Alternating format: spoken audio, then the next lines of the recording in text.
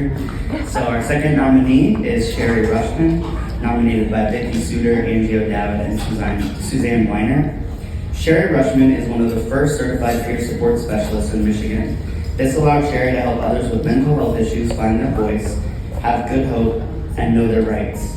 For more than 20 years, Sherri has been championing the importance of and the right to good person-centered planning.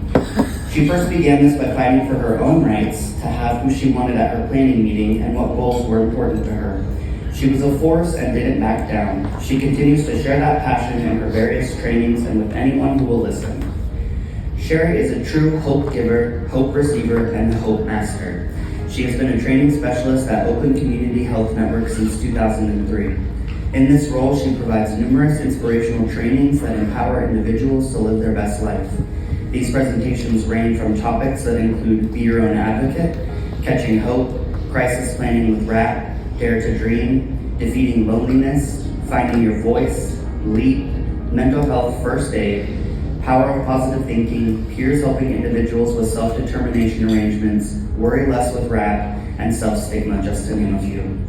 Sherri shares her passion and the story of hope, recovery, and self-determination in the OCHN quarterly newsletters, Stepping Stones, and Let's Talk.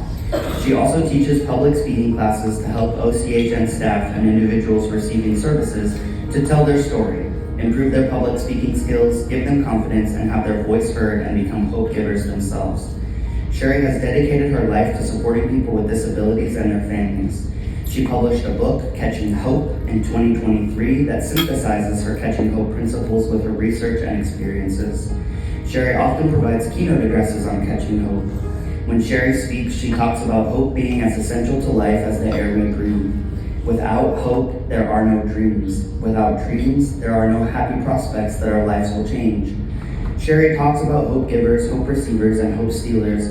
And much more information about Sherri's journey can be found at Catching Hope or www.catchinghope.com. Like Cookie Gant, Sherri has been unstoppable, teaching and supporting people to have their own voice and how to advocate for themselves for nearly 30 years. Please welcome Sherri Rushman.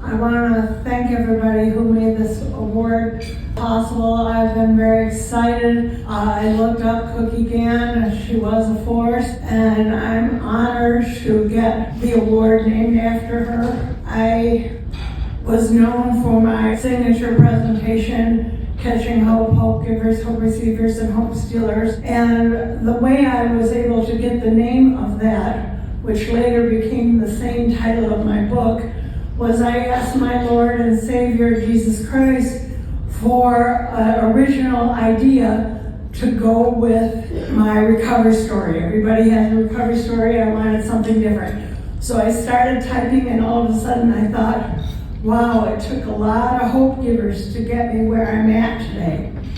And it took me to be a hope receiver to act on what hope believers could do.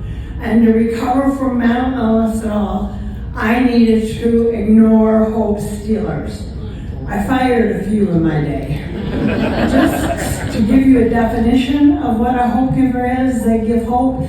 They believe that the person can achieve their goals.